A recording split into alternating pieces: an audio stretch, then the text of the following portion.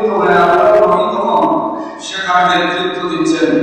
আল্লাহর নবীর জবান বিস্তৃত কণ্ঠে আল্লাহর নবী ডাকতে বললেন যে বদরের যুদ্ধে আমরা সকলে অংশগ্রহণ করব, তোমরা কারা কারা আছো এই যুদ্ধে নাম লেখাও। সুবহানাল্লাহ।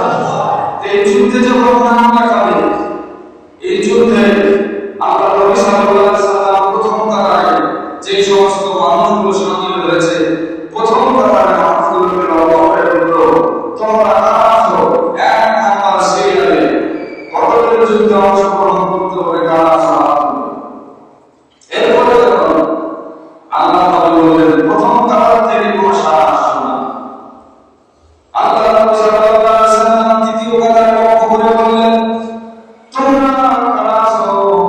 দ্বিতীয় কাতারে একজন ব্যক্তি বদরের যুদ্ধের জামাত জেগেছে। এরপরে দ্বিতীয় কাতারে প্রশ্ন করলো, দ্বিতীয় কাতার থেকে কোনো জবাব আসতেছে না। এরপরে দ্বিতীয় কাতার থেকে জবাব করা হলো, তো কোনো জবাব আসতেছে না। চতুর্থ কাতার থেকে একজন যুবক, তার নাম হলো মিকদাদ রাদিয়াল্লাহু তাআলা। কি নাম? মিকদাদ। মিকদাদ রাদিয়াল্লাহু তাআলা আমাকে বলল, ইয়া রাসূলুল্লাহ, যুদ্ধের ময়দানে যাবো, তবে কি শর্ত আছে? যুদ্ধের ময়দানে কি ফায়দা হবে? বলে আমি যে ধর্মকে অনুসরণ করব, যুদ্ধে বলেন আল্লাহ জানতে হলো, যারা যুদ্ধের ময়দানে যাবে তারা আমার সঙ্গে একত্রিত হওয়া জান্নাতের ভিতরে থাকবে। সুবহানাল্লাহ। এই কথা বলার সঙ্গে সঙ্গে বলিষ্ঠ কণ্ঠ দিয়ে জবান বিস্তৃত কণ্ঠ দিয়ে নারায় থাকবে আল্লাহু আকবার সুবহান দিয়ে তিনি বলল, আমি মিকদাদের নামটা এই বদরের যুদ্ধের কাতারে নামটা সর্বপ্রথম আপনি দিলেন। সুবহানাল্লাহ। এরপরে মিকদাদ রাদিয়াল্লাহু তাআলা যখন এই নামটা চলে আসলো, আল্লাহ নবী সাল্লাল্লাহু আলাইহি ওয়াসাল্লাম ডাকতে বললেন, মিকদাদ, তোমার নাম জানা দিতে পারে না? তোমার নাম চলে গেলে তাহলে কিয়ামতের ময়দানে আমি জবাব দিতে পারবো না। মিকদাদ বলল, ইয়া রাসূলুল্লাহ, আল্লাহ নবী জবান বিস্তৃত কণ্ঠে ডাক দিয়ে বলতেছে, ইয়া রাসূলুল্লাহ, আপনি বলেন। আল্লাহ নবী ডাক দিয়ে বলতেছে, মিকদাদ শুনুন, আজকে তোমার আমি হুরের মদিনা নামের সুন্দরী একজন যুবতীর সামনে তোমার বিবাহ বন্ধনে তুমি আবদ্ধ হয়েছো। একটু পরে তো তোমার আসল সন্তান। এরপরে মিকদাদ রাদিয়াল্লাহু তাআলা বললেন, ইয়া রাসূলুল্লাহ, আমার আসল সন্তান দেখি আমার হইল, দেখি আমার ক্ষমতা। আমি যদি আজকে এই যুদ্ধের ময়দানে সামিল হতে না পারি, আমার আসল সন্তান অবশেষ নয়। আমি যুদ্ধের ময়দানে যাব, আমি যদি জান্নাত না পাই, আপনার সঙ্গে যদি আমি জান্নাতে থাকতে চাই, জান্নাতে থাকলে রব্বুল আলামিন আমার এই আসল সন্তান যে সুন্দর রমণী পুরো মদিনা আমি যে নারী আছে, এর যে সুন্দর রানী আল্লাহ রব্বুল আলামিন আমাকে দিবে। সুবহানাল্লাহ। এরপরে মিকদাদ রাদিয়াল্লাহু তাআলা আমাকে জবাব দিল, আল্লাহ নবী ডাক দিয়ে বলতেছে, তোমার এই আসল সন্তান সময়টা মিস করতে চাই না, সুতরাং আমি যুদ্ধের জামাত জেগেছে এক নম্বর সাহাবীর নাম লিখব।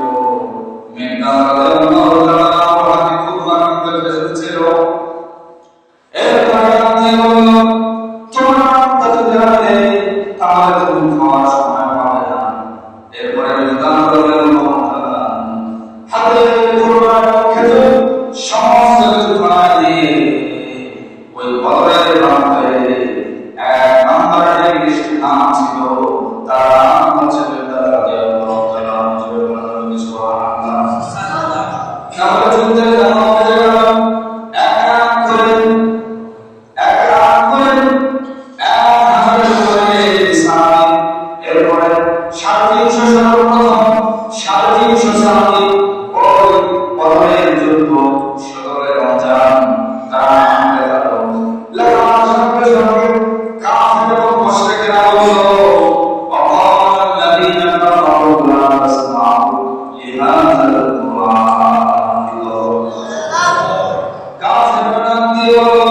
আজকে থেকে কোরআন শোনা হবে না, আজকে থেকে যারা কোরআন আলোচনা করবে, যারা কোরআন হাদিস থেকে কথা বলবে, তাদের জবাব বন্ধ করে দাও, তাদের কথা বন্ধ করে দাও। আল্লাহ সাল্লাল্লাহু আলাইহি ওয়াসাল্লাম জান দিয়ে বলেছে দিন কায়েমের জন্য আন্দোলন করে শহীদ হব, কিন্তু ওই বাতিল শক্তির সামনে আমি মাথা নত করব না। সুবহানাল্লাহ। দেখো সাহাবাদের কিরকম দিক চরিত্র, কিরকম ইমান নিয়ে তারা যুদ্ধের ময়দানে অংশগ্রহণ করেছে। বাড়িতে সুন্দর রঙ রেখে যুদ্ধের ময়দানে ঝাঁপিয়ে পড়ে তারা শহীদ হয়েছে। রাসূলের একজন সাহাবী ছিল, তার নাম আব্দুল্লাহ। হাজার রাদিয়াল্লাহু তাআলা অন্তিম মুহূর্তে খবর চলে এলো, খবর চলে এলো যখন জামাল নবী শহীদ হয়েছে। এই খবর শোনার সঙ্গে সঙ্গে হাজার রাদিয়াল্লাহু তাআলা যুদ্ধের ময়দানে ঝাঁপিয়ে পড়লেন এবং হাজার রাদিয়াল্লাহু তাআলা শহীদ হয়ে গেলেন। সকলে বলেন সুবহানাল্লাহ। ইসলামের জন্য শুধু একজন নয়, হাজার হাজার সাহাবী শহীদ হয়েছে, তবু দিন কায়েম করেছে। এরপরে দেখুন মেকদাদ রাদিয়াল্লাহু তাআলা যুদ্ধের ময়দানে অন্যান্য সাহাবীদের মতো তিনি কিন্তু যুদ্ধের ময়দানে চলে গেল। আল্লাহ নবী সাল্লাল্লাহু আলাইহি ওয়াসাল্লাম বদরের যুদ্ধে সিদ্ধায় পড়ে গেল। সিদ্ধায় পড়ে যাওয়ার সঙ্গে সঙ্গে তার চোখ দিয়ে অশ্রু পড়তেছে, চোখ দিয়ে অশ্রু পড়ে ওই বদরের প্রান্তরে মাটি ভিজে গেল। এরপরে রব্বুল আলামিন থেকে উন্নতি করেন, ও জিবরাইল তুমি চলে যাও, আমার চোখের পানি আর দেখতে চাই না। এরপরে পুরো বদরের প্রান্তে যে মাটিগুলো আছে মাটিগুলো কিন্তু ভিজে গেল। কাফেরদের সরকার তাদের 1000-এর উপরে ঘোড়া এবং সৈন্য অস্ত্র শস্ত্র নিয়ে এসে ওই যুদ্ধের ময়দানে যখন নেমে পড়লো, যুদ্ধের ময়দানে আমার সঙ্গে সামনে আল্লাহ রাব্বুল আলামিন ডাক দিয়ে বলল, হাবিবুল্লাহ আর তোমার কোনো টেনশন নাই, আমি এই যুদ্ধের ময়দানে 1000 ফেরেশতা দিয়ে দিলাম। সুবহানাল্লাহ।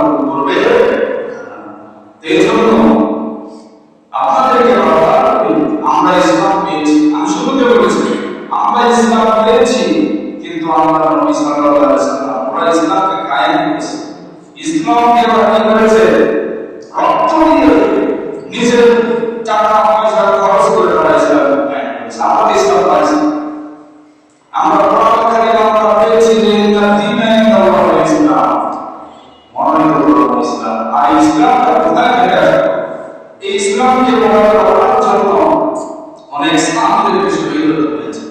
বদরের প্রান্তরে রোজা থাকা অবস্থায় সাহাবীরা করেছে, যখন সংগ্রাম করেছে, যুদ্ধ করেছে, যুদ্ধে থাকা অবস্থায় 4 ওয়াক্ত নামাজ আদা হয়েছে। কয় ওয়াক্ত? 4 ওয়াক্ত নামাজ আদা হয়েছে। আল্লাহর নবী বলা হলো, সাহাবীদের যখন নামাজের সময় আসে তাদের চলতি পানি ছাড়ে, আর আমাদের নামাজের সময় আসলে আমরা কি করি? 2 রাকাত ফরজ নামাজ পড়ে আমরা চলে যাই। আমরা কি করি? যারা 2 রাকাত ফরজ নামাজ পড়ে চলে যাবে, আমাদের এরা সাহাবীদেরকে মানে না, এরা রাসূলের সুন্নাতকে মানে না। আল্লাহ রাব্বুল আলামিন বলেছেন যে কুল কুনতুম তুহিব্বুনাল্লাহ ফাত্তাবিউনি ইউহিব্বুকুমুল্লাহ ওয়া ইয়াগফির লাকুম যুনুবাকুম ওয়াল্লাহু গফুরুর রহিম।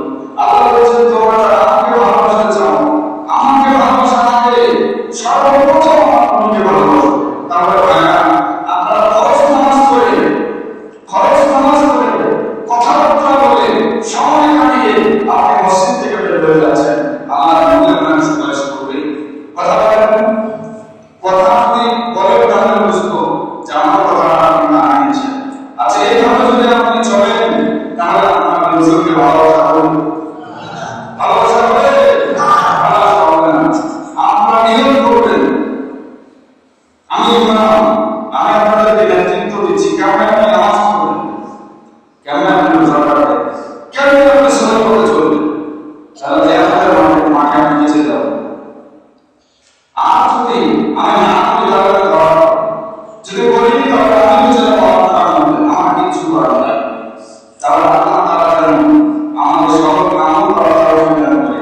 আর বদরের যুদ্ধে যে সমস্ত কাফেররা আল্লাহ নবীর উপরে নির্যাতন চালিয়েছিল, আল্লাহ তাআলা কি করেছে যে সুম্মাস্তাকামু ইস্তিকামাতের সহিত যারা লড়াই করে মাথা থাকবে তাদেরকে আমরা সাহায্য করব। সুবহানাল্লাহ।